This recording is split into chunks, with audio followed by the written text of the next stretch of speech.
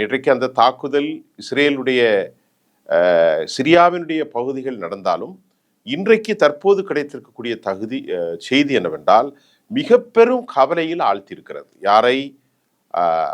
இஸ்ரேலுடைய தலைவர் Benjamin Netanyahu அவசர கூட்டத்தை அவர் கூட்டியிருக்கிறார்.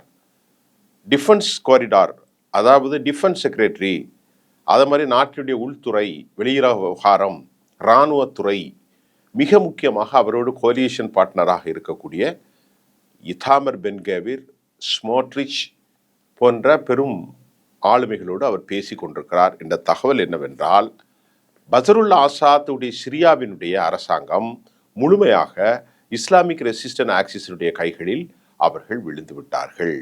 ஆகவே தற்போது அவர்கள் எந்த விதமான வெப்பன்ஸை பயன்படுத்த போகிறார்கள் என்ற கவலையில் பெஞ்சமின் நெதன்யாகு இருப்பதாகவும் அதற்கான தீவிரமான பேச்சுவார்த்தை நடத்தி வருவதாகவும் சொல்லப்படுகின்றது. இன்று காலை வந்த செய்தி.